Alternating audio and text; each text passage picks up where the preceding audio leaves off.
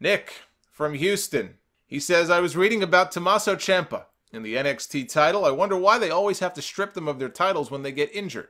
Wouldn't it make for a built-in story to crown an interim champion? Especially if they were going to give it to Johnny Gargano just to piss off Ciampa when he comes back. Both having the belt and leading to a ladder match like Shawn and Razor in '94. What do you think? Keep stripping them or crown an interim champion?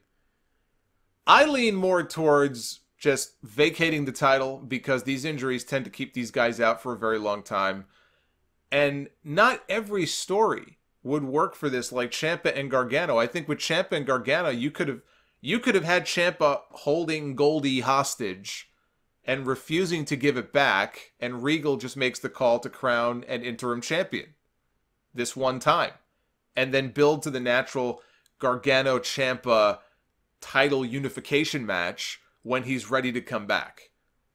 The interim champion angle would have worked, I think, like a charm here in this storyline. But generally speaking, I'm a big fan of vacate, crown a new champion, whether it's a singles match, a tournament, a battle royal, and not just handing a title to somebody like they did with Triple H. Oh, I guess they created one. They created a title out of thin air and handed it to Triple H in 2002. I'm not a fan of that either.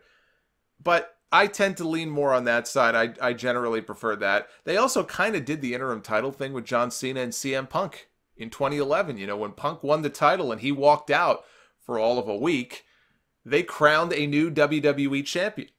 I don't think they called it an interim title, but that's basically what it was. When Punk came back a week later, it set up Cena against Punk to crown the real champion, the undisputed champion, at SummerSlam. I think that works in very specific situations. It's not a solution every time somebody gets hurt.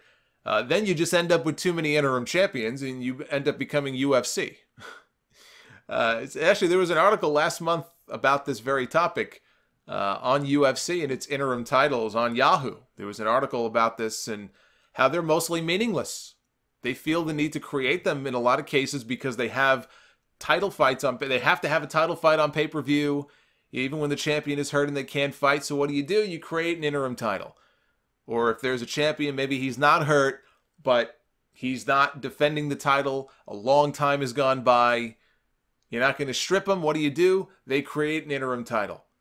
And they've been doing a lot of this. And the point of the article was it's gotten to the point where the whole concept now in UFC of an interim title feels kind of meaningless because they've just done it so often. Apparently in boxing, the interim title stuff is even more laughable.